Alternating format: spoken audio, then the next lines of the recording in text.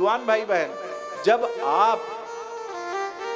आप फल के बारे में परिकल्पना करते हैं, कल्पना करते हैं, एक राजनेता जब चुनाव लड़ता है तो यदि वो ये सोचे कि मैं जीतने के बाद विधानसभा ही बैठूंगा, तो फिर तो उसका हार्ट अटैक हो जाएगा हारने के बाद। वो चुनाव लड़ता है। आप व्यापारी यदि सोचे कि नहीं मैं तो अब सीधा मिलेनियर ही बन जाऊंगा, तो मुझे नहीं लगता वो कभी सफल होगा व्यापार में। वो कर्म कर रहा है, अपनी मेहनत लगन के साथ हम कर्म कर रहे हैं, जो मिलेगा वो प्रभु प्रसाद।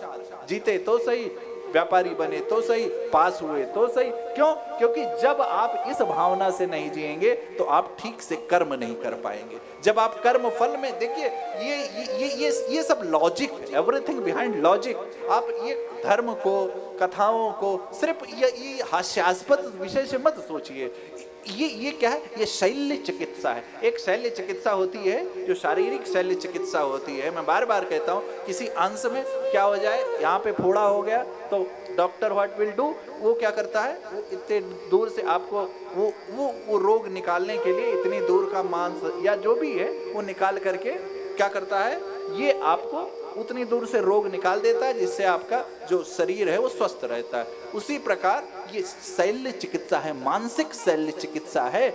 जो आपके भ्रम है, जो जहां पर आपकी कर्म की गति जहां पर बाधित हो रही है, आपको वहां पर युक्ति मिल जाएगी, वहां पर आपको उपाय मिल जाएगा। कथा आपको उपाय दे देती है मुक्ति तक पहुंचने की। ये नौका है, नौका। इसीलिए इस कलिकाल में कुछ हमारे हाथ में नहीं है भैया।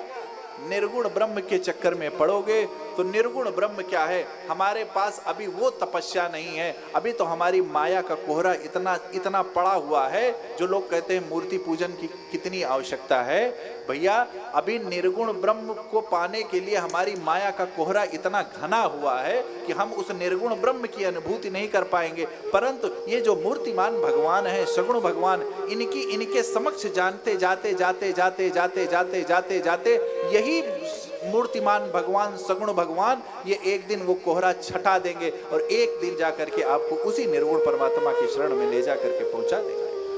इसीलिए इस कलिकाल में मूर्ति ध्यान से बढ़ के कोई ध्यान नहीं है।